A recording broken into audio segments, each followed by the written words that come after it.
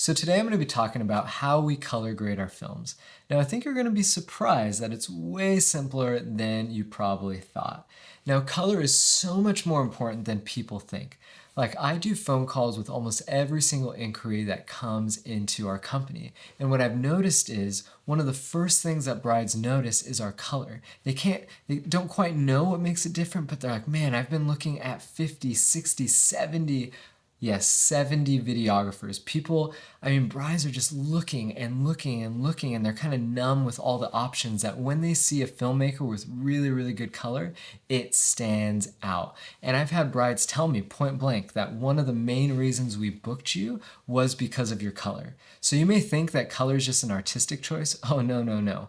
Like brides really recognize it, and they have a certain vibe that they want their day to be in terms of the style of their dress and the florals and everything like that. And when they see a film that matches that, they're gonna pay a premium for that service. So we have to, guys, we have to make sure that our color is on point. Okay, before I get into the training of exactly like how we do our color technically, I wanna go over 3 points in terms of what really makes good color before you even start editing. Okay, the first point is you want to shoot neutral, not log, for weddings. And I know there's a ton of debate on this, but for me and for a lot of my friends that do weddings, shooting natural is way easier to color grade than shooting log. And what I mean by natural is every camera kind of has a natural setting where it's not too punchy, it's not too flat, it's just natural or neutral. And what I recommend is going into that setting and dialing back your saturation, dialing back your sharpness, dialing back your contrast, and dialing kind of everything back in that setting to where it's pretty close to what you would see in the human eye, but just slightly lower saturation. I'd actually suggest completely dialing back sharpness. I don't think that needs to be in your camera settings at all. Just dial back that sharpness, just slightly contrast, slightly saturation to where it's pretty close to what you'd see with the human eye, but a little less saturated, a little less contrasty. That's gonna make it to when you edit, it's gonna be so much easier, because what I found is a lot of cameras, when you shoot log, it kind of introduces a lot of potential weird color shifts. And if you're not a really good expert color master, kind of navigating through those weird color shifts can take you a lot of time, and you could end up with an image that you're not super happy about. So I would encourage you guys shoot natural or neutral. And next, have correct white balance throughout the day. So I always suggest that you want to keep your white balance around 5500 for most of the day. That's where I keep my white balance. Of course, I'll bump it up as the day kind of gets more blue, as it gets more towards the nighttime. I'll kind of bump it up to 6,000 or 7,000. But pretty much from the start of the morning with the bride and groom up until around the ceremony or after, I'm around 5500, maybe slightly under, maybe slightly over, depending on little shifts in light. But since I predominantly try to use natural light, I keep it around 5500 Kelvin, and that really, really helps with the color grading process. And the last tip is correct exposure. This one is huge, because if you don't have correct exposure, it can really just ruin your whole color grading experience. So what I actually like to do is eyeball my exposure, and this might take a little bit of practice, but what I like to do is I find that screens on most of our cameras are pretty good, and you can pretty much tell if something's underexposed or overexposed.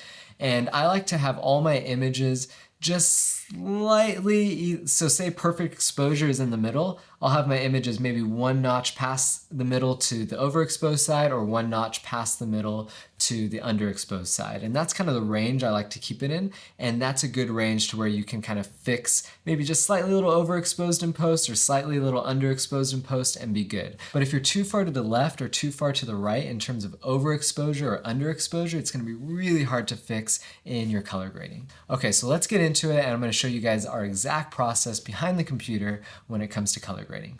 All right, so here we are in Final Cut, and the process for color grading our films is really, really simple. So I actually use our native presets for all of our films, and actually these native presets are out right now. They're only gonna be out for a few days. So if you wanna grab them, click the link that pops up right here and take a look, because these are the presets we use for every single one of our films. And I'm gonna kind of show you the process of how we color our films with these presets. And I'm in Final Cut right now, but you could use any editing software. These presets, this whole process, how we color, works in Premiere, Davinci, and Final Cut, or any platform that allows you to use LUTs. So let's get into it. So right here is I just loaded a few shots in, and I always start with my LUT first. And basically we made these native LUTs, and the reason we use them so often is because they really are one click. And just like I mentioned before, is you really want to make sure that your camera settings are good and your image looks great right out of camera. So if you notice, all these images I have loaded in, except for this one's a little flat, but it's not shot in flat. Almost all of these images look pretty good, just, you know, without anything on them, because we're not shooting log, and this makes the process way easier in color, and it allows you to pretty much just put on a preset and be done. Watch, I'll show you. So let's take this shot, and I come over here in Final Cut, and I just add this custom LUT thing right there, and then I have all our native LUTs loaded in. And I kind of do this with every film that I start to color. I kind of think about, okay, what's the overall vibe of the day, and which one of these LUTs do I think best fits that vibe? And I usually pick one LUT for an entire film. Sometimes I'll do two, but I like to maintain consistency. So what I'll do first is I'll kind of cycle through native 1, native 2, native 3, and I'll kind of figure out which one do I like best. So I really like how native 1 looks. It really mutes things out and just looks really vibey. But I noticed that her hair is just a little dark for my taste, so I'll come over here to this color tab, I'll go color wheels again. Premiere has these color wheels, Davinci has these color wheels, it's all the same. And I notice her hair's a little dark, so I might just increase the shadows just slightly. And usually with adjustments is I tend to only do minor adjustments first, because if I go in with a sweeping adjustment, usually I'll come back 3 or 4 days later and be like, what was I thinking? So like you see, I'm just barely adjusting the shadows. That looks pretty good. That might even be a little intense. Maybe I'll come in here on the midtones instead. And I mean, pretty much, and I might finagle it a little bit more, but I really like that image, and I'm pretty much done. Maybe I might just bring the highlights ever so slightly down.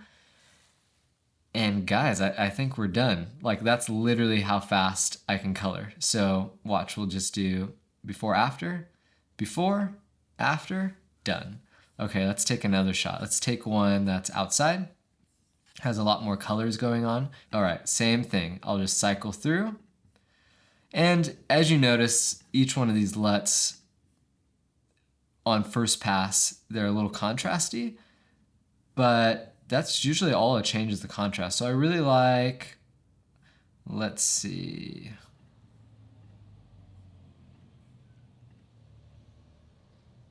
I really like the colors that native 3 is giving us. So I'm going to leave that on. I'm going to come over to colors, color wheels. And again, I think it's a little crunchy in terms of contrast for my initial taste. So I'll just come over here to the shadows, bring those up just a hair.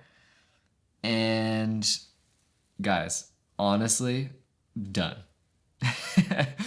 It's like, that's how fast I color. And of course, you know, I will, when I'm doing a film, I will go back after my first pass. So usually my first pass is this fast. I'll go through shots and I'll just drop on LUTs. And if the shot takes me longer than like 30 seconds to a minute to color, I'll just earmark it and I'll come back later. My whole goal when I'm coloring is to get through my first pass. And what I mean by first pass is just that first dose of color on all my shots as quickly as possible. And usually there's like 5 or 6 problem shots that don't just look amazing with dropping the LUT on, and I'll come back later. But a lot of people say, oh, you should color correct and get your shot all, you know, perfectly white balance and exposure before you put on the LUT. Well, actually, I like putting on the LUT first, because the LUT always changes the colors just slightly, and then I like to do my white balance and exposure after the fact. But if you shoot good in camera, you shouldn't really have an issue. Here, let's take this shot. So this shot is, you know, maybe not perfect white balance. It's a little more blue, so it probably needs to have some white balance adjustment, but let's load on the custom LUT. Okay, and let's bring up native. Okay, see the thing is, if I did white balance first and then put on the LUT, I might white balance this to be more orange and then put on a LUT, and the LUT adds orange and it's extra orange. So let's do the LUTs first. See, already with native 1, it kind of, just by putting that on, it kind of fixes some of those white balance issues. I actually really like native 1. Native 2, native 3. So my favorite right here is native 1. And I'm going to bring over my color wheels. And it's a little dark. So I might just raise the highlights just a bit, maybe even the midtones just a hair. Again, I want to do really minimal adjustments on my first pass because I also don't want to lose all the details in the sky and things like that. It's maybe still a little blue for my taste, so I will warm it up just a hair. And sometimes what I'll do if I don't really know what a certain adjustment does, and this is more if you get stuck, is I'm like, man, I don't know what this image needs. I might go far extreme, so I'll like bring the temperature way up and be like, oh, okay, that's definitely not what I want. And then I can scale back a little bit. And it just allows me to see in the extreme what that slider does. Okay. So that's looking pretty good. And as you can see, so my whole philosophy with color is I really believe less is more. So I don't like my images to look like they're colored or they have this crazy look about them. I want them to look like they're just kissed by color, and I want the natural tones that were just already present to my eye at time of filming to really take forefront, and I just want the color to lightly enhance. So let's go back before and after. See kind of blue and purpley, and now just a nice neutral palette. And that's really, really nice. So again, just really, really basic. Let's see, I have some other shots. Let's go to, a reception shot. Kind of like this, because oftentimes these shots can be really, really hard because we have mixed colors. We have kind of an orange light on their face, and then we have these more bluey lights in the back, and could be kind of a nightmare. So one thing I like to do with reception stuff, because a lot of people get hung up on trying to make reception stuff look correct. So oftentimes receptions will have a really orange hue to them, and everyone will have kind of orange faces. And then what people will tend to do is they will make it way less orange to try to make it look correct. I actually don't like to do that. I like to keep kind of the orange hue that receptions have, because I feel like it does it more justice to what it actually looked like. And when you watch it, you feel like you're kind of there. Okay, so here we go. Let's put on our LUT and let's play around with this shot. Okay, native 1.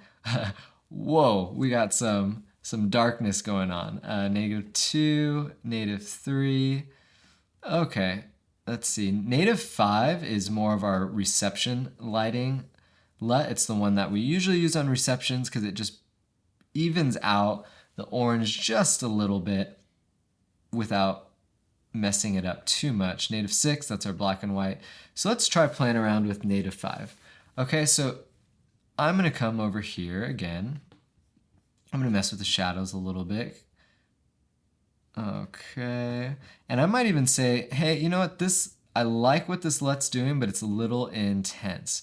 So what I can actually do is I can control the intensity of the LUT right here in Final Cut. So if I use the slider and I slide all the way to the left, that's no LUT. All the way to the right, that's a LUT. And Premiere has the same thing. Davinci has the same thing where you can control the intensity. So no LUT, it's a little flat.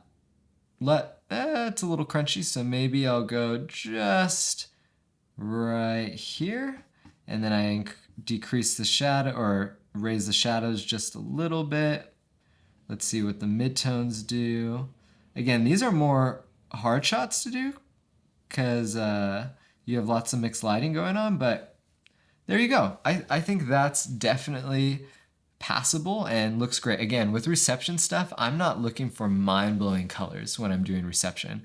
I'm just looking for, hey, that looks good to the eye. There's nothing that really stands out as crazy to me, and then I'm good to go. You know, just on second pass, you know, maybe there's a little bit of a green tinge in their skin. And this is something, again, like if you have to get a film out, this is totally acceptable and good. But if you wanted to really fine tune, I might come here to the tint. And the tint wheel, what it does is adds red or adds green. So I'm like, okay, there's a little bit of green. I might just add a little hair of red to kind of balance out that green. Again, a hair. And you might not notice a big difference, and you shouldn't. It's just slight. So here we go. We're gonna go before and after. So before, which honestly, the before looks really, really good. And this just adds just a slight vibe to it. There you go, very minimal. And that's with our native 5 one, and that's more for, you know, reception settings with mixed lighting. All right, so let's do one more shot. Let's do this shot right here. And again, just put on the LUT and then come over here and then choose our LUT. I really like native 1, that's really nice. It's a little crunchy on the shadows, so I'll just raise these up. And a little too high. Again, I'm just finessing. I'm actually gonna try to do the midtones instead, see what those do. Maybe midtones just slightly, shadows just a hair. And guys, this is kind of how my whole color process goes. I'm just going ever so slight, and then I'll go ever so slight. Maybe bring down the highlights just a little bit.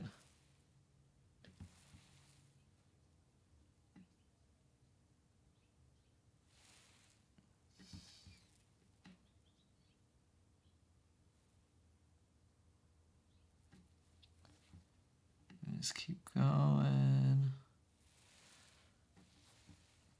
And guys, like pretty much done. Alrighty guys, well that wraps it up. That's exactly our color grading process, and right now our LUTs are actually on sale. So we only open up our cart a few times a year, and these are the exact presets that we use on all our films, and they have been a game changer for us. Like I said, couples book us specifically for our color, and they're made to be perfect for any skin tone, to work for any camera, and they're one click and done, as you saw me demonstrate. I mean, they've just been a game changer for me, for us, for tons of other wedding filmmakers. So be sure to check them out because they won't be on sale long. And yeah, guys, just super pumped to show you our color grading process, and I'll catch you guys in the next video. See ya.